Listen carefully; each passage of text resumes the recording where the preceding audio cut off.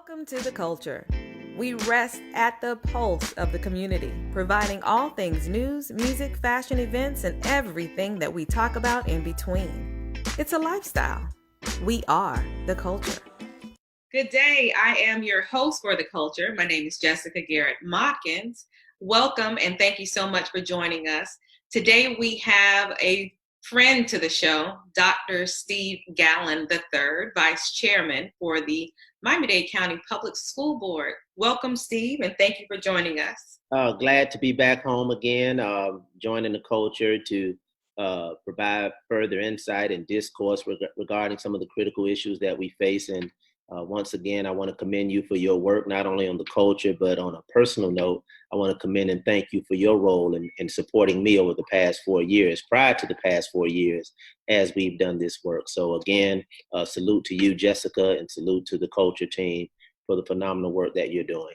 Thank you so much. And I'm glad that you started the show out talking about your professional role and how long you have been doing it, and the fact that basically you ran unopposed for this election. How does it feel? Congratulations. Well, thank you. Thank you. I think it's a testament to the hard work, the dedication, and more importantly, the delivery on the promises we made. And in fact, we delivered above the promises that we made. When you look at the body of work that we have collectively done, and God has allowed me to be the conduit to that particular work over the past nearly 4 years, it has been phenomenal. It has been rewarding, and it has quite frankly been affirming. In this day and age, you know, we have the political landscape where a lot of representations are made, but very seldom are deliveries made on behalf of the people. We truly delivered on behalf of our students with no FD schools in District 1. We delivered on our employees with me being the lead for the referendum, which has now provided over $850 million additional dollars for teacher salaries. And we continue to deliver on the narrative for equity and opportunity for underserved communities, communities of color, and more specifically, Black people. So again, we're very, very proud of the work that we've done. We have more work to do in the midst of these challenges. So it feels phenomenal after having nearly 4 years ago knocked on over 10,000 doors individually. You did. We, created a grassroots effort and truly the momentum for the change that our school district, our community, but most importantly, our children needed. So what's next? I mean, you're in there for 4 more years. What have you set some goals for yourself?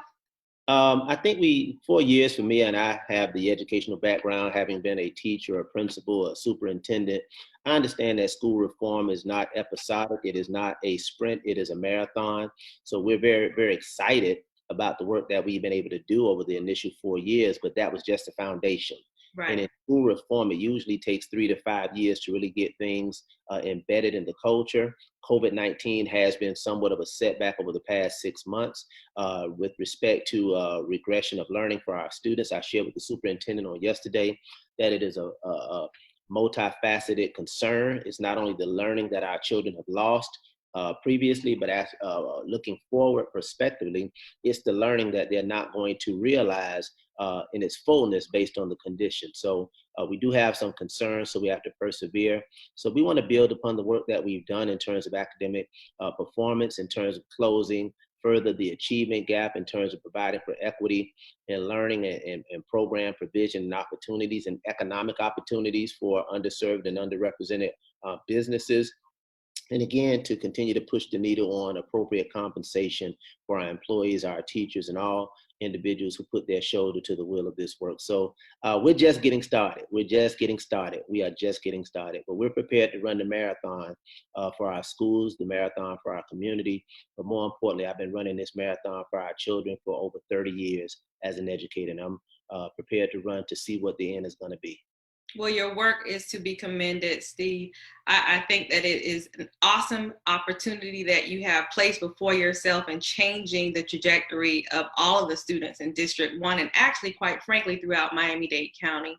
And that leads me to my next question, where there's a lot of discussion about 2021, this next school term. How long were you guys in the board meeting? We wrapped up just shy of 9 o'clock, so it was a full work day starting at 1 o'clock, about an 8-hour marathon. We had two items. SP1 obviously was the much anticipated reopening of schools planned in light of the COVID-19. And SP2 was the ratification of our teachers' contract, Mhm. a UTD contract that serves our teachers, our security staff, our office staff, and all of the members under that particular unit. So we ratified, we approved the ratification of that contract last night, so our employees can sleep well knowing that their contracts are secure, but we still have work to do. Well, so let's go back to the agenda item number one. Yes. Can you please brief us on all of the discussion? I sat in for probably about 4 of those 8 hours, Yes. and it was a quite contentious conversation, but it needed to be discussed, and every area needed to be explored. Can you please brief the viewers on what the discussion was and where we are right now? Yeah, well, the plan was predicated as we initially discussed. We were committed to opening schools, but we were not going to impose any decisions on parents because we believe that the most critical decision maker in the educational process of our students is the parent. So, yes, we're a public school district, but we advocate choice. And we don't mean choice in terms of programs, but more importantly, choice in terms of parents having to make the best choice for the educational experience of their children. So our plan was predicated on those principles, and we have three options. We're providing three options. We have several districts across the state of Florida, and quite frankly, across the country. It is one size fits all. We're going to open up school. You either show up or you don't. That's it. Either you come physically or you don't. That's it. Miami-Dade County Public Schools at the onset understood the nuances of our community, the need for innovation and creativity. And again, as I indicated, the value and the importance of school choice relative to a parent looking at their own individual circumstances and making a determination on what's best for them, their family, and more importantly, their children. So we have three choices. One choice is children will be welcomed on August 24th to come to a full 5-day a week experience as a traditional school setting calls for, a traditional school calendar calls for. The second option would be for parents who would like a blended model, maybe 2 to 3 days a week, with the other days being through virtual learning experiences and opportunities. And the third choice will be exclusively a virtual school experience. So those are the three choices, and parents would have to make a determination on what's best for them. We have established a number of protocols ranging from social distancing to sanitization to ensuring that we have our schools cleaned appropriately to the provision of masks, face coverings being mandatory in our schools. So all of the CDC, all of the guidelines relative to those concerns and those issues regarding student and staff safety will be put in place. Those protocols will be fully implemented. But we also, again, give the parents the choice in the option. We also embrace, quite frankly, although we are in the midst of COVID-19 and we understand the perils and the pitfalls of this vicious pandemic, we do support and embrace the position of the American Medical Association Pediatrics that say we understand from an educational standpoint the most comprehensive and the most impactful learning experience for our students is one that provides for a face-to-face opportunity to engage with teachers. Our students maximize their learning opportunities through that particular venue, especially our fragile students who need that extra level of engagement. But again, we are providing those three choices. Parents have expressed some concerns regarding returning to school, but we've also had equally, if not a significant number of parents and families that are expecting for us to open up those schoolhouse doors to have their children provided with the care, the consideration, and the instruction in a structured manner that they become accustomed to. And again, this is a family choice based on family circumstances. And what I said at the school board meeting, we have families that have to work. We have families that have to work. We have families that have to work. And many of our families have struggled over the past several months. It's been very, very fragile. Our parents have come through during the initial iteration of our suspension of schools starting March 16th. It has been tremendously challenging for our parents, but many of these parents and families have to work. So we're going to be ready to receive of those children from those families that need us to not only educate their children, but also make provisions for breakfast, for snacks, for lunch, and all of the things that represent a very well-rounded education. So the Miami-Dade County Public Schools is going to be on deck to do that. And again, this was not done in isolation. It was done through a working group of various stakeholders representing the PTA, the various unions, and each board member had an opportunity to make an appointment, which I was very proud to appoint Dr. Linda Brown, who has a tremendous track record of service, but also from the medical field, having head the Black Nurses Association. So we had input from the relevant stakeholders, so our recommendations were not received in isolation. Very good. So that means that with the choice program, is that going to be a almost like the majority says what the whole does, or is that an individual decision? No, it could be individual decision. Individual decision. So Okay. choice, each parent has a choice. So Jessica Motkins, you could have your children on distance learning 5 days a week. Your neighbor can have their children going to school 5 days a week, and their neighbor can have their children doing both, sometime home, sometime in school. It's an individual home family decision. So it's not the majority making a decision for the collective. And Nice. that scenario can be a 30-30-30. You can have 30% in school, 30% online, 30% on a blended model. And that choice option does provide an opportunity for us to really amplify our capacity for social distancing. So if you have a reduction of about 30 to 40% of the students who are physically in the building, that provides more space for social distancing and us to implement the certain protocols that we have to enhance the safety of our children. That Now, is a parent's choice.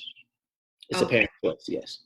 So it's sounding as if, from a school setup standpoint, there's going to have to be a lot of maneuvering that might take quite some time. How long do parents have to be able to make that decision? And then how do they make the decision or inform the school board or school as to what their decision is? Yes, we did an initial survey just to gauge parental input. And again, that data reflected nearly a third, and a third. But now we are going to have to make some initial decisions from parents. And we're asking parents to provide that information no later than, I think it's July 31st, the end of July, to notify their schools via survey, via communications. But parents should be on the lookout for information requesting their choice. And we understand that things change. So you can make an initial choice of one option. And as school rolls out, as certain circumstances at home, at work change, we have to be nimble, we have to be flexible, and we have to be adaptable. So parents, yes, we want you to make an initial choice, but we understand that circumstances at home, at work, and quite frankly, in the education of your child may change, and you may have to make a change to your initial choice. So we're prepared and we're anticipating that as well. And typically at the start of the school year, it comes with a lot of anticipation for that upcoming football season.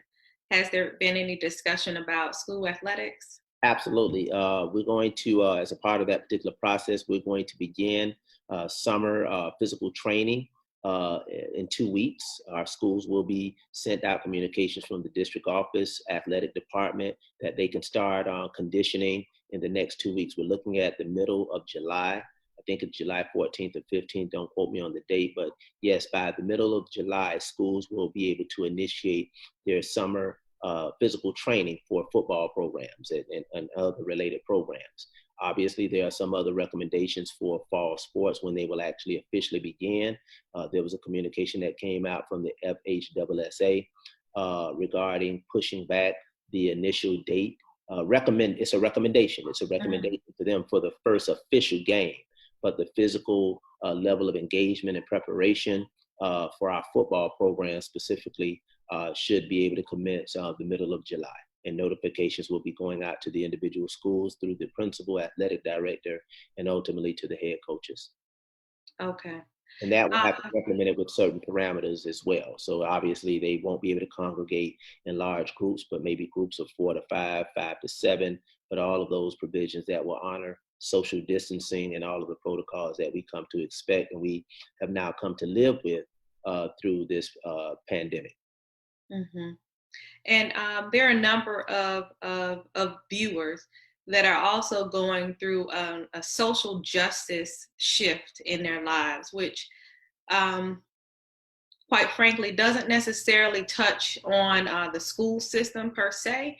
However, it does affect the children and those staff members that work for Miami-Dade County Public Schools. I wanted you, Dr. Gallen, to just talk a little bit about, in the wake of George Floyd's murder that was videoed and went viral, and the entire world was able to view his death. There have been many protests, quite frankly, countless protests that still are going on to this day. Do you have any thoughts on what you see going on in the world right now? I know for a fact it is nothing that either one of us have ever seen. I mean, even after the killing in the 70s of McDuffie and Miami, we experienced something here locally, but this has gone global. Yes, yes, I've actually taken a number of public positions through my own media platform. I wrote several op-eds. One was called "Gasping for Air: What It Is to Be a Black Man in America." I've done a series on that, an interview series, a video interview, speaking on that particular experience from my personal, political, and public platform.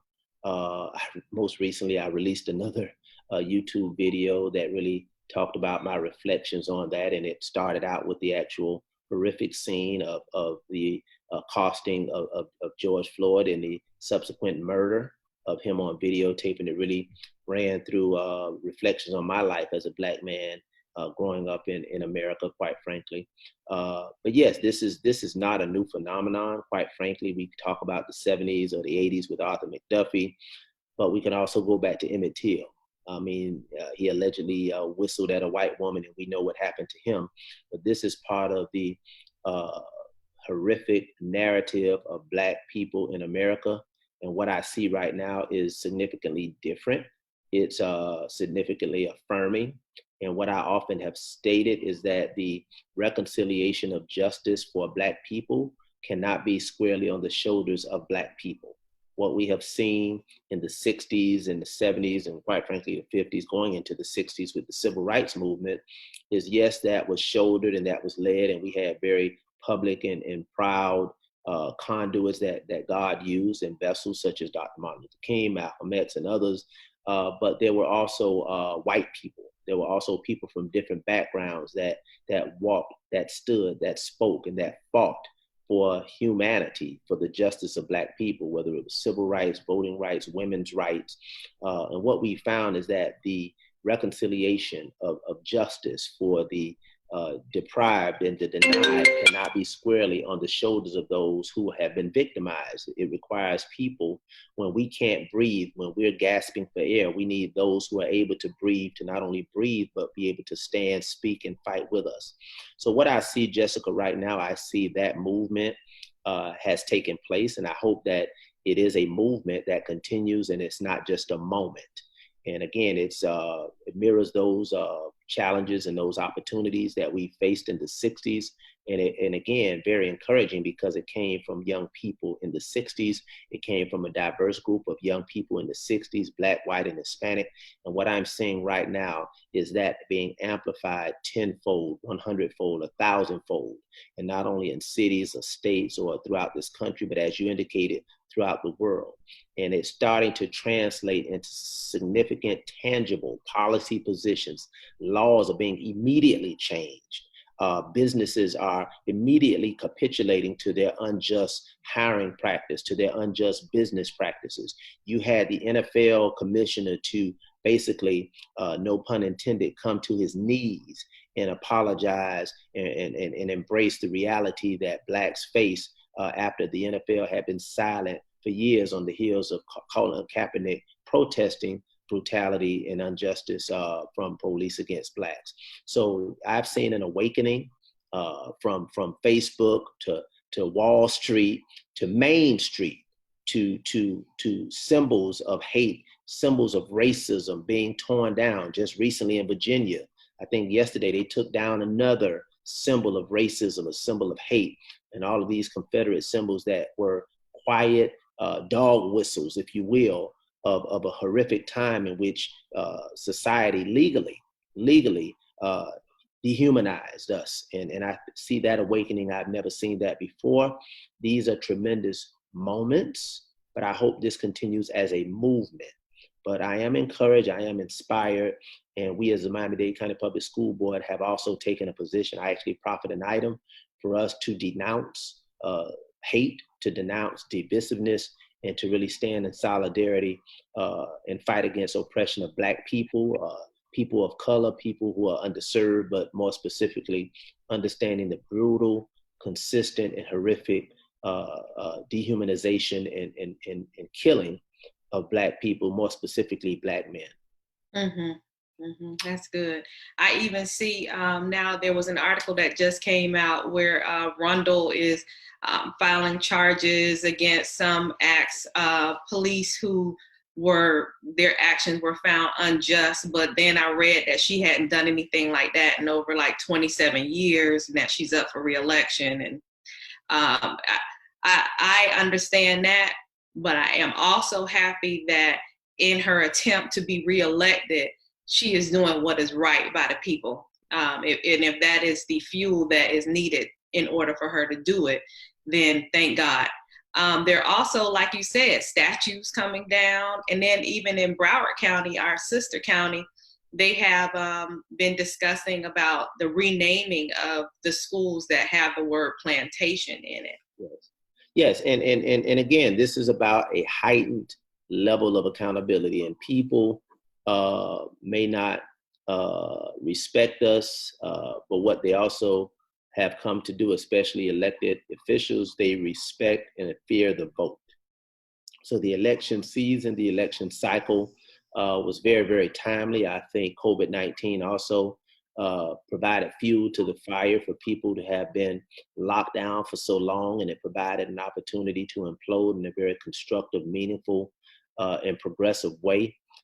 So however the means is to whatever the ways is to get to where we need to get to, let's get there.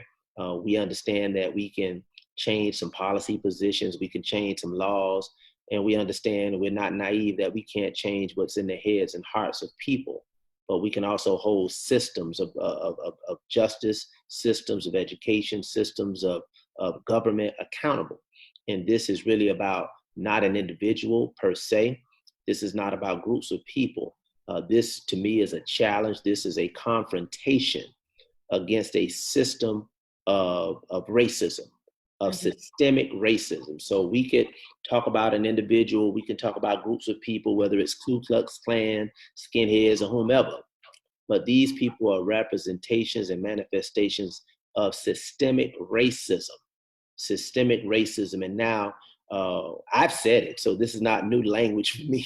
I've said it last year. I actually, when people go to YouTube and see when I did something back in October of 2019, and I gave, it's on YouTube, and I talked about the difference between Trayvon Martin wearing a hoodie and Mark Zuckerberg wearing a hoodie. And basically the difference between the two is that one is Black and one is not. And we're perceived differently based on the color of our skin. And this was on the heels of Miami-Dade County Public Schools getting data that showed the disparity in terms of student arrests for Black students versus other groups, where we represent 25+% of the population, but we represented 50+% of students who were arrested. And that is a clear disparity. That data is undeniable, and we have to call it for what it was. And one of my colleagues, quite frankly, had the temerity, the unmitigated gall to ask for some data on what it is, quite frankly, to be Black. And I basically shared with her, I am the data, I am the narrative. I'm the data, I'm the narrative, 365 days a year. And really went into a monologue, if you will. I'll call it a monologue, Jessica, on my experience as a Black man in America and what each and every one of us faces when they see us, when they see us, and no pun intended on the movie, when they see us, about the now the Vindicated Five, which was previously the Central Park Five. But that whole notion of when they see us has been a reality that all of us live with, Black men, but also Black women. We all live with the reality of what people conclude when they see us. Mm-hmm. And sadly, for over 400 years, when they see us, they didn't see intelligence, they didn't see beauty, they didn't see strength, they didn't see pride, or they saw that and they feared that and they sought to destroy that. Mm-hmm. Mm-hmm. That's good. You talked about a number of things. The fact that all of this that's going on is working in tandem with the political cycle, which is forcing the hands of many. When Trump is in office, and it seemed as if the world was overcome with evil and hate and those who wanted to oppress people of color.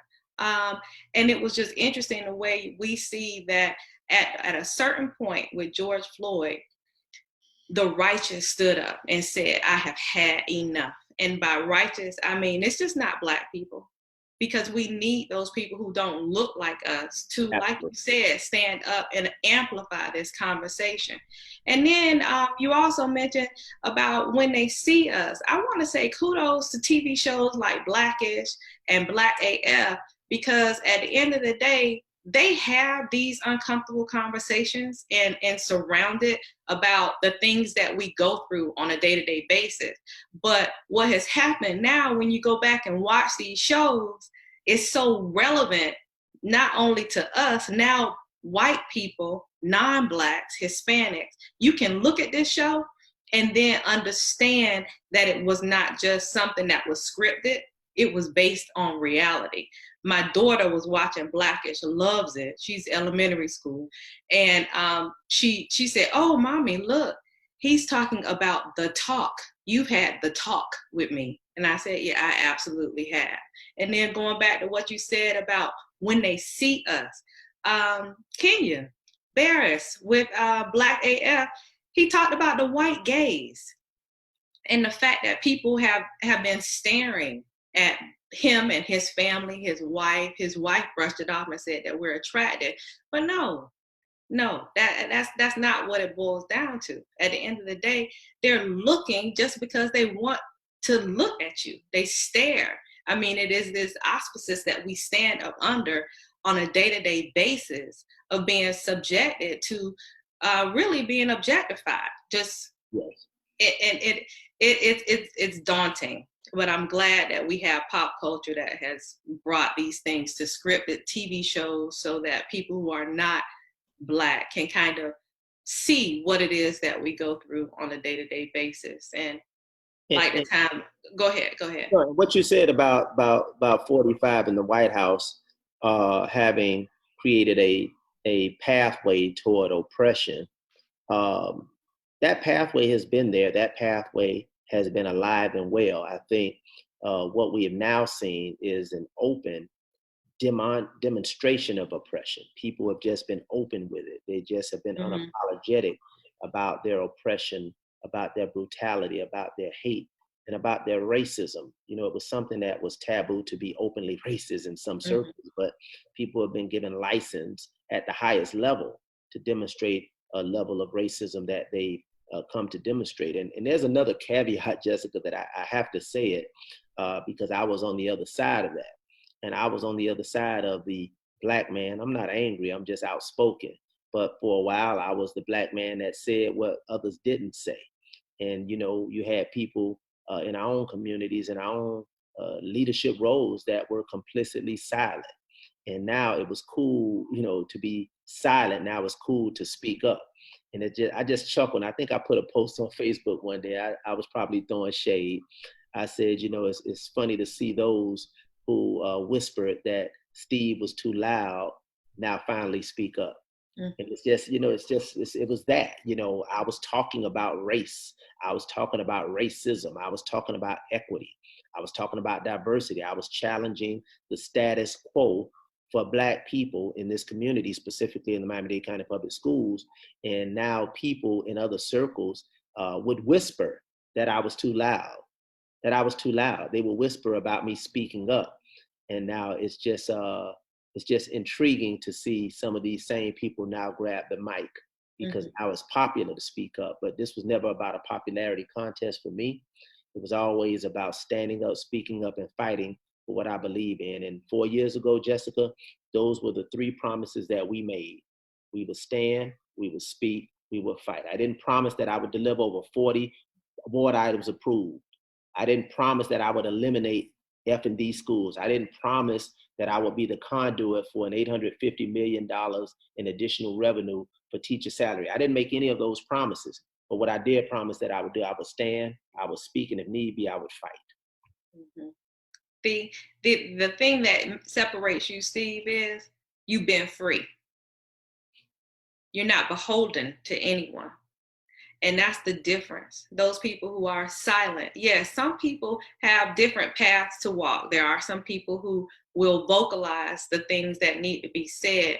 But there is a difference when you're not beholden to someone who can stop what it is that you feel and say and not be afraid to speak the truth. Everyone doesn't have that freedom, and everyone doesn't embrace the ability to even fathom that for their life because they're so used to being subjected to certain things. And I do believe that comes with, that's your DNA. That's how God made you, to be able to be the voice for the voiceless. But when you are voiceless, you can't criticize those who are speaking. Hello. And you know, we understand the role that Carter G. Woodson played in what was Black History Week, and it turned to Black History Month, but never lose sight of the classic that he wrote, and that's The Miseducation of the Negro. And one drawing theme of that book is the system's expectation for us to stay in our place, to know our place. When I read that book in high school, I understood that, you know, what is my place? What is my place? And you have some people, if they don't know their place and they can't find their place, they will go and carve out a place of submission. They will go carve out a place of silence. They will go and carve out a place of cowardice. They will go and carve out a place of complicity to be willing to capitulate to this system of oppression, this system of racism, and this system of silence in the face of brutality against our people. And that is what Carter G. Woodson told us. But I guess I've not learned to stay in my place. But I do believe that you are in your place. I'm in my place. You're in your place. I'm in the place that God has put me, because we serve a God that is not a God of spirit of fear. So, you know, it's so much, Jessica, but it's always great having this dialogue, and hopefully we can ignite that sense of courage, that sense of fight, and so many others. And I'm seeing that happening. I've seen that awakening, and I'm still praying that this becomes a movement that continues to move the needle once and for all. Amen. Amen. Thank you so much, Dr. Gallen, for coming on the show. As always, it is a great time. Love it when you're able to come on. Please, Steve, tell everyone your social media handle so they can follow you in case they're not following you on social media. Facebook, obviously, Steve Gallen. Facebook, Twitter @Doc Steve Gallen, @Doc Steve Gallen. Instagram, the Dr. Gallen, THEDOCTOR Gallen. That means it's one, the Dr. Gallen on Instagram, @Doc Gallen, at Steve Gallen, Doc Steve Gallen on Twitter, Facebook Steve Gallen, and the Dr. Gallen on Instagram. Thank you so much. We'll put that in the comment section. Follow Dr. Gallen over these next 4 years as he continues to be a conduit for change and changing the trajectory of our students at Miami-Dade County Public Schools. Thank you so much for joining us for another episode of... Subscribe to my YouTube channel too. We have to work on YouTube as well. Yes. And we'll put the YouTube channel in the comment section as well. Thank you for joining The Culture. You can follow us on all social media platforms, and we'll see you next time. Thank you. Thank you. Be blessed. Look forward to it. Thank you. The Culture is produced and owned by Hip Rock Star Media and cannot be reproduced or broadcast without written consent by Jessica Garrett Motkins. All rights reserved 2020.